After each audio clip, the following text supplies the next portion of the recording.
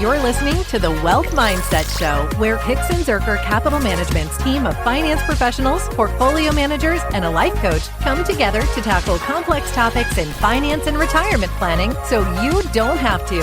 From investment strategies and wealth management to tax planning, retirement income, and aligning your money with your values and purpose, the Wealth Mindset Show offers the tools to thrive. All right. Hey. Welcome back to the Wealth Mindset Show, where the Hicks and Zerker team helps you manage wealth, navigate retirement, and make smart decisions for a secure, meaningful future. I'm Austin Wilson, Chief Investment Officer at Hicks and Zerker Capital Management. I'm Josh Robb, Director of Wealth Management at Hicks and Zerker Capital Management. We're joined today by Chase Rose and Jessica Hinks, two advisors here, and we are going to be discussing the new Trump accounts. But before we do, just check in. How's everybody doing? Any fun stories or any new changes that you have? Austin, you were sharing a little bit before. So our 18-month-old is starting to talk, and she's hilarious and cute. And my wife, Jenna, asked her, "Hey, Aubrey, where's Daddy right now?" Because obviously I'm here. And she went, "Irk." So, what does that mean, though? Oh, work. Yeah, minus the W. I didn't get it the first time.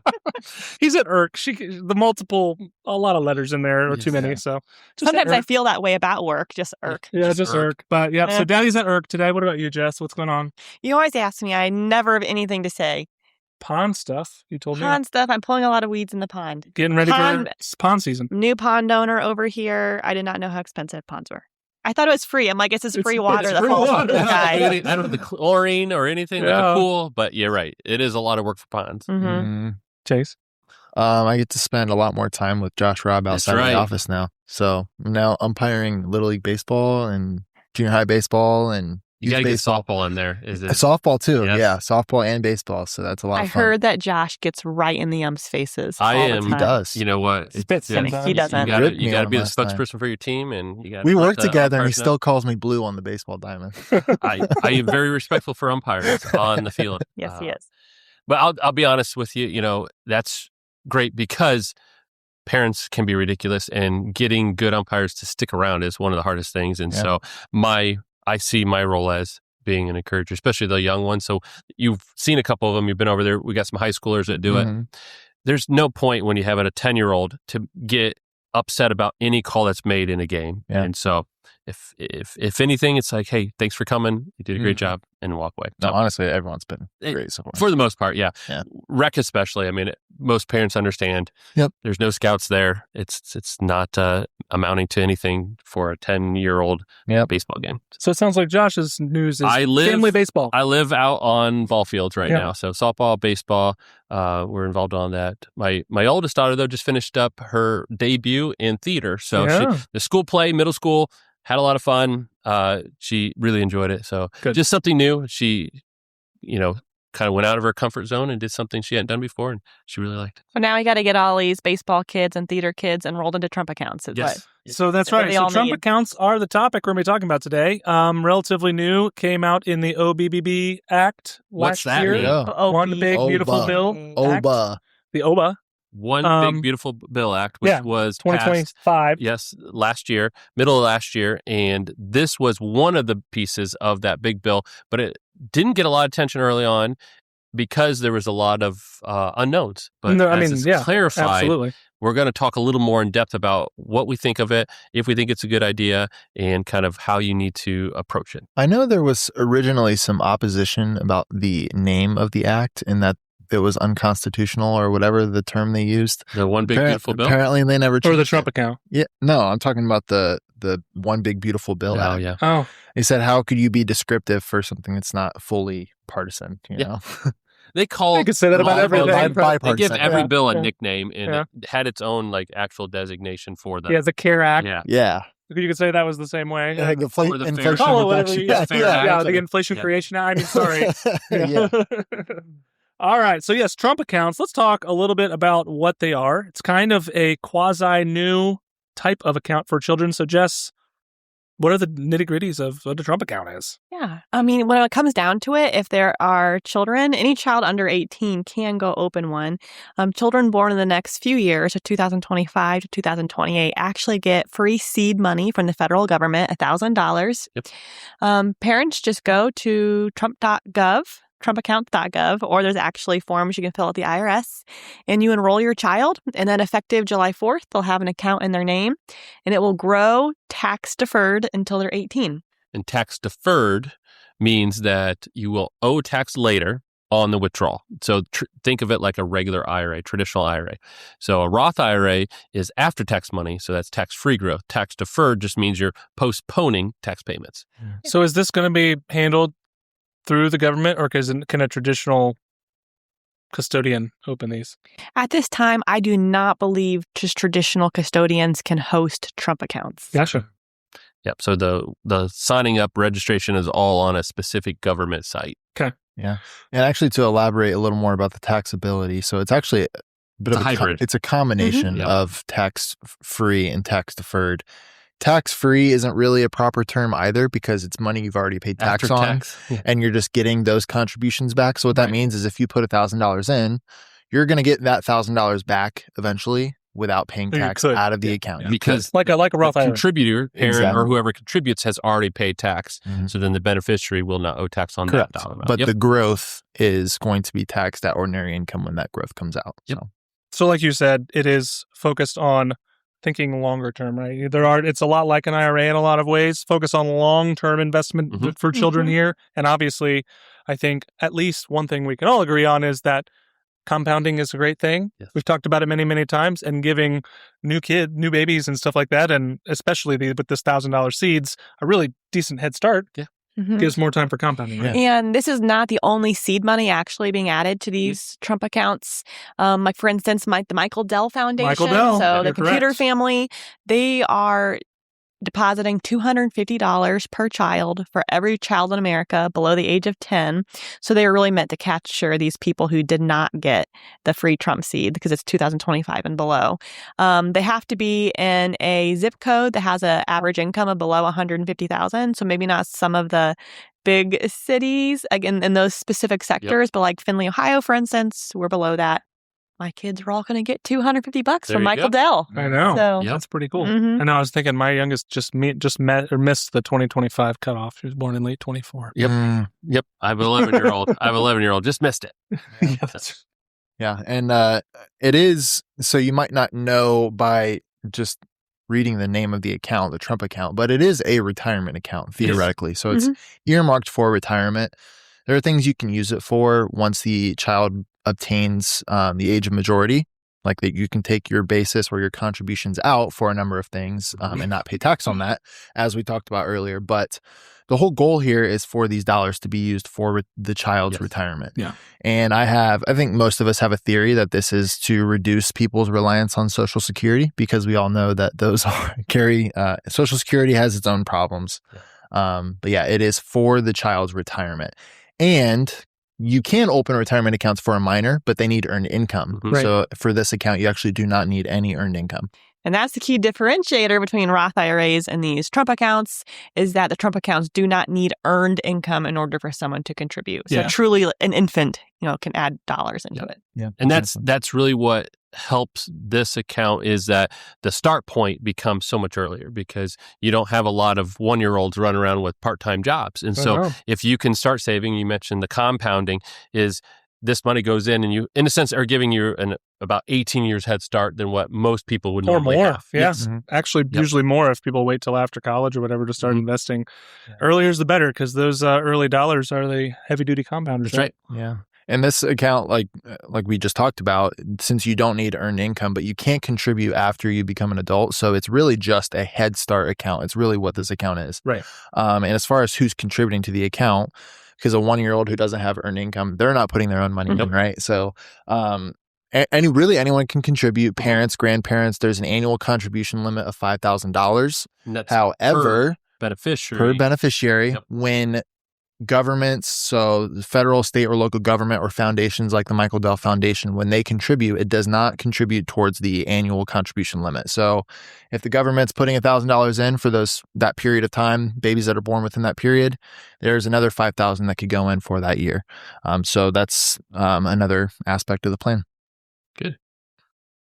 And then the difference between that, we mentioned IRAs and then 529s. 529s are designed for education, so they're very focused in on that. Whereas this account is designed for retirement. Right. So while it does give you some ability earlier in your life, 18 to the early phase of life, to do some withdrawals, it's really not designed for education. It's designed for retirement long term. This does not replace the need for a 529 account. The 529s are still a lot more flexible, and you can oftentimes get the state tax deduction as well. And that is key. And we mentioned there are no deductions on this contribution because all it's this after money. tax. Yeah, all this money is so you don't get to say, "Hey, I put $1,000 into my kid's Trump account. Right. I'm reducing my income." Nope, that is not a deduction on your tax return.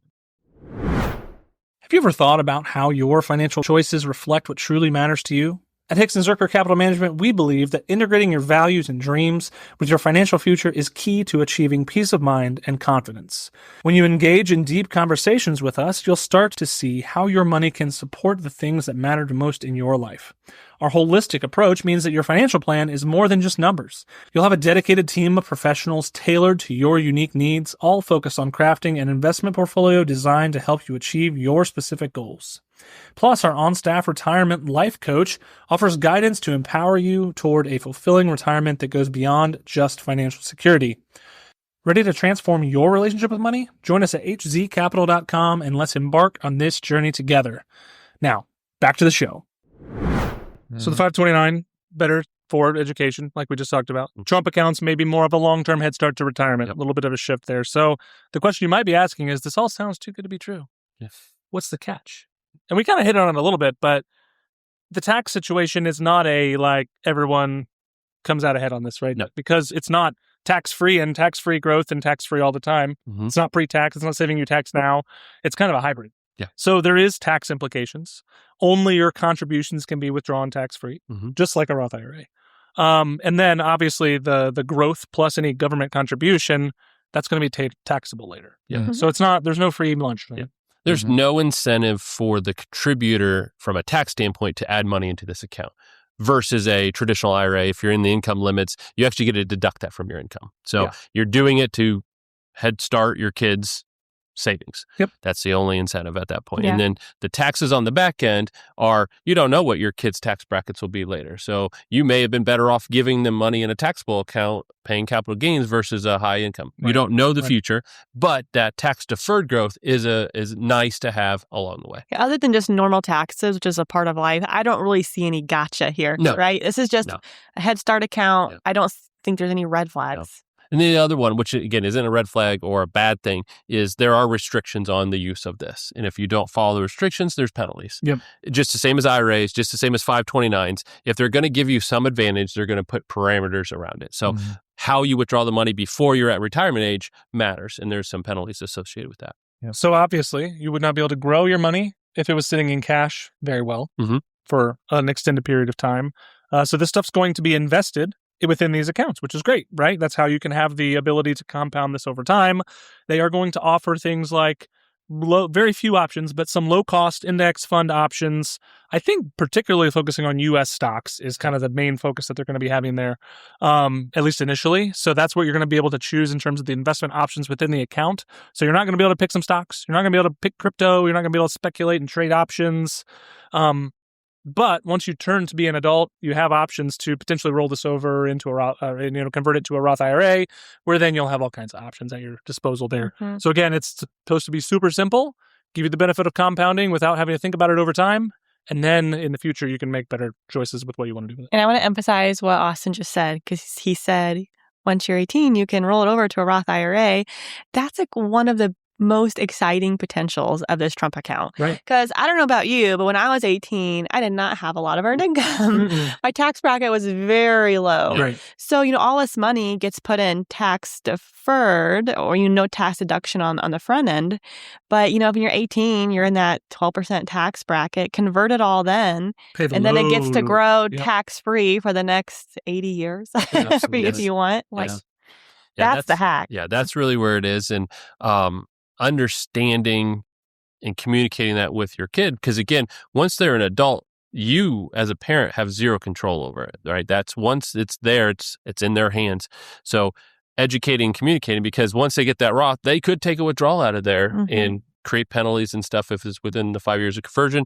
But in a sense, they could undo all your hard work. Right. And so that one thing you miss here is any kind of control post that 18 point, right? It becomes their account at that point. Mm-hmm. I also want to emphasize a point that you made earlier, Austin, about what you can invest in these accounts. So we talked about they're limited to low cost index style ETFs, so very passive investments, which is, I think, very great for these type of accounts because we've talked about in the past, the investor sometimes can be their own worst enemy. True. And so you have this opportunity available to get a head start for these children. The last thing you'd want to do is to start doing some stock trading and you're just picking really bad investments. Before I learned that this was limited to index funds, I was just picturing a bunch of dads doing meme stocks for their 2-year-olds.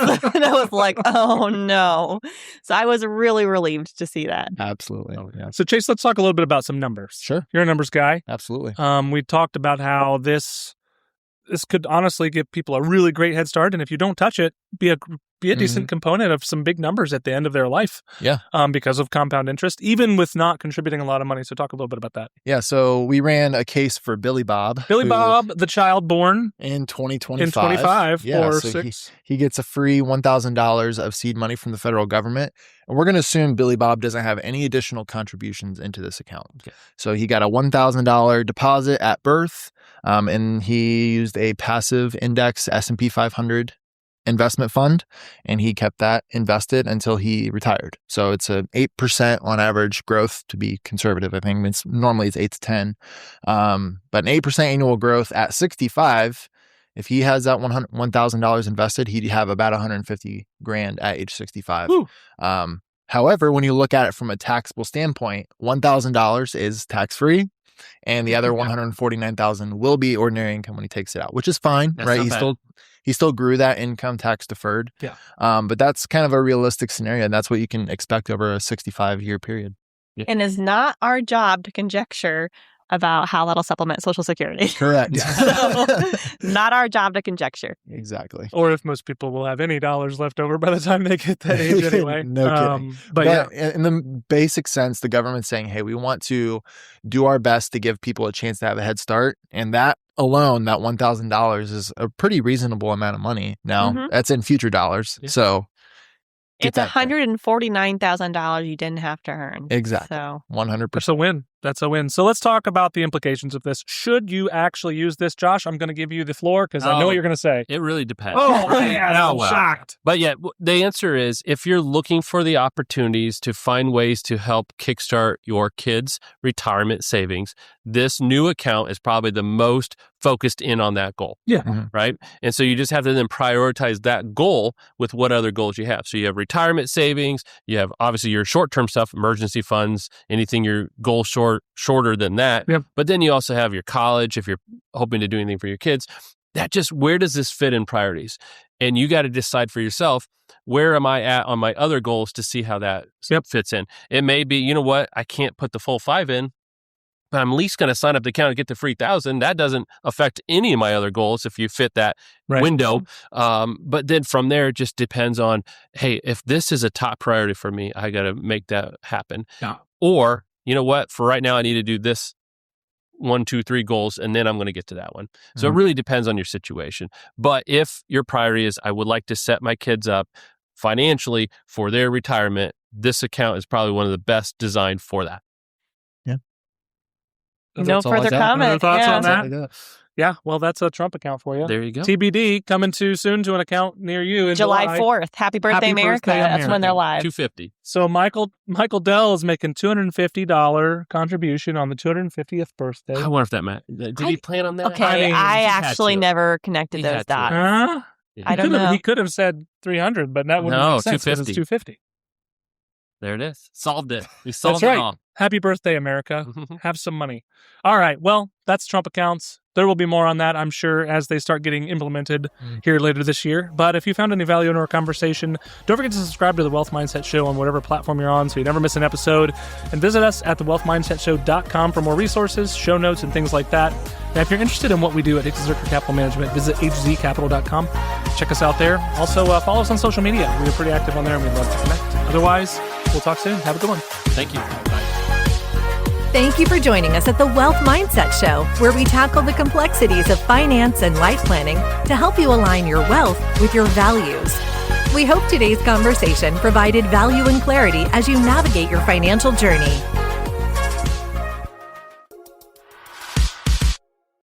Your hosts work for Hickson Zerker Capital Management, and all opinions expressed by them or any podcast guest are solely their own and do not reflect the opinions of Hickson Zerker Capital Management.